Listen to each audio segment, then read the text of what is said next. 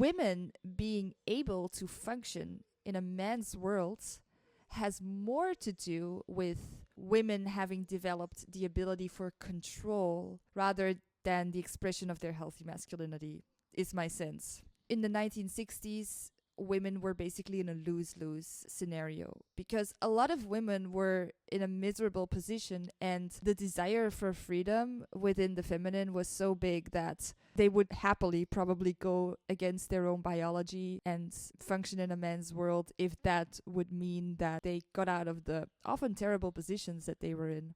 And by the way, the whole premise of this video is that it is not actually possible for a woman to fully function in this world while also embodying all of her feminine traits, because it is a man's world, and this world functions on a male hormone cycle rather than on a female hormone cycle. So as a woman, being a high achiever in this world means that you have to suppress your biology. And when you have to suppress your female biology, that also suppresses feminine traits, and we cannot be healthy women if we have to suppress our female biology. So if you completely disagree with that, then the rest of this video will probably not make a lot of sense. But let's continue. I believe that a lot of women, because they have betrayed their own biology, are becoming super resentful. So this resentment of what women have done to themselves is buried very deeply within us. And because of that, we start to direct that resentment towards men and towards ourselves. And there's like a sort of destruction lust that goes together with that kind of resentment. And women do not know that they are doing that. And it's worth noting that this self-betrayal is covert, because we go against our own biology in order to gain worldly success. And then we also get the positive reinforcement from the actions that we took against ourselves. And so the mirror that we get from the outside world is a false mirror.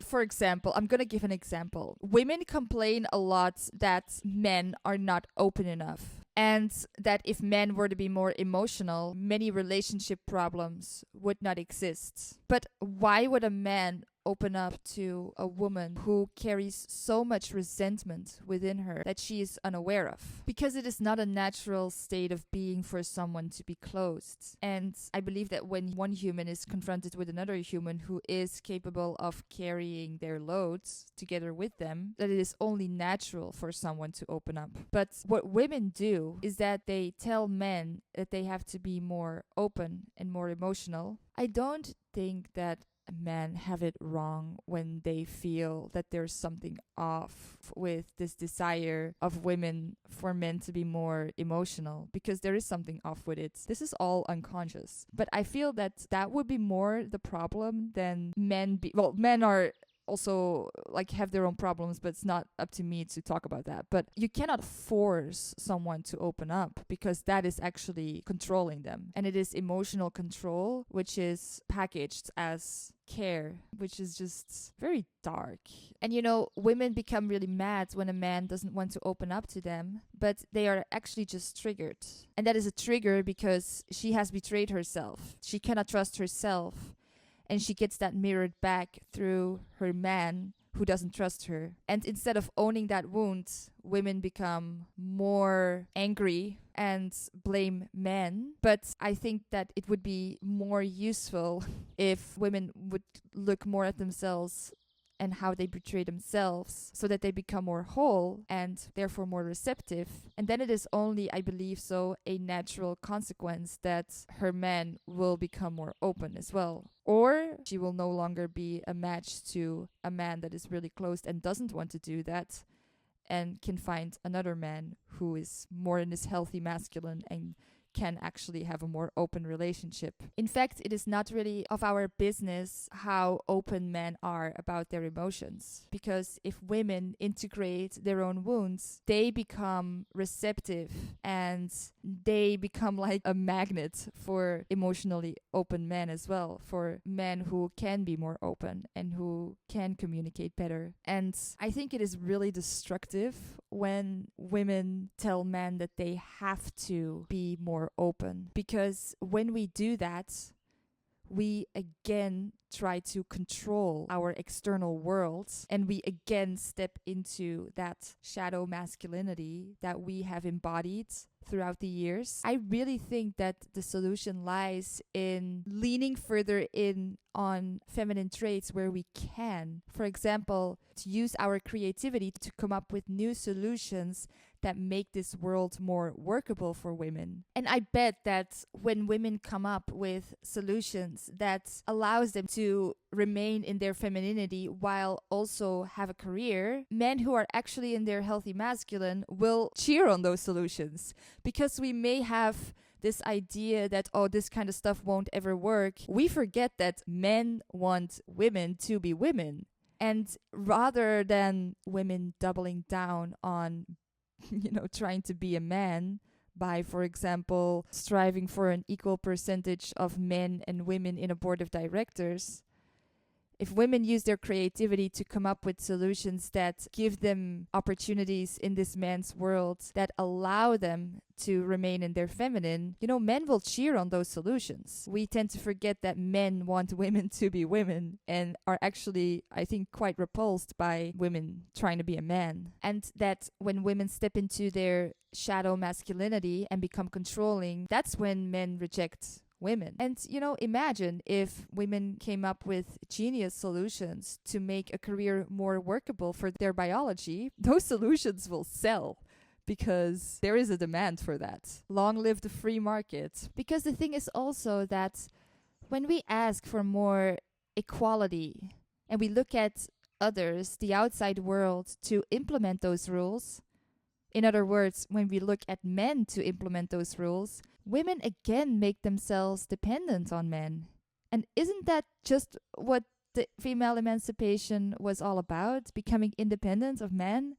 So this is completely defying the purpose of the movement of the 1960s. Because when women see their value as something that is only expressed within a framework of control, that's not real value. And that's actually really sad. And also, when women try to control men for the sake of more equality, we actually create an environment where coming up with solutions that are truly in the favor of women become less likely to work, because when women try to control men, men will start resenting women. Men will become less open to accommodate for solutions that make it possible for women who want to make a career and stay in their femininity. True female empowerment is not at all about equality. It's about healing. And when women heal, men will heal along with them. And that natural interplay between men and women will surge again, which benefits both genders. And if this makes women very angry, what I just said, I get it. Like, there are thousands of years of female suppression that we have to overcome. And it is so hard. It is really, really hard work. And yes, it is very painful that in many ways this is not being acknowledged by men. But we also need men. And the solution is not to shoot ourselves further in the foot by trying to control men. You cannot control or try to manipulate or force another human being into understanding something. But to make a long story short, in the end, I believe that it is way, way more useful for women to focus on becoming more whole and heal from the female suppression that has happened for thousands of years, rather than trying to control the other gender. And what we're doing now, try to control men in this really manipulative way, asking of them to become more feminine, and then actually men stepping into their shadow feminine by presenting themselves as something they are not in order to please the woman. That is truly a tragedy. And the beautiful thing is that healing is a feminine trait. Healing and doing inner work, that is something that the feminine is so good at. And I feel that doubling down on that strength, on that feminine strength, is going to bring about so much more beautiful things in this world than control.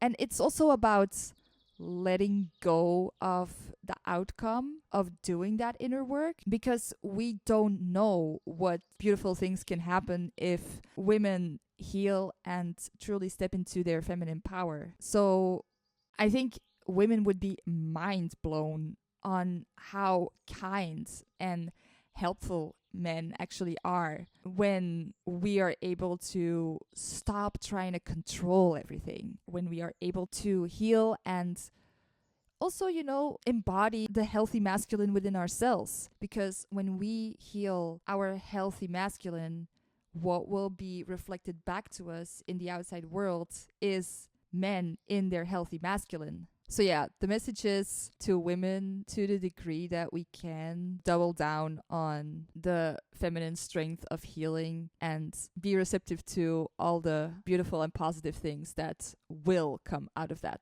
I hope this was helpful and interesting. If you like this video, please hit the like button and subscribe to my channel, leave a comment, and I'll see you in the next one. Bye bye.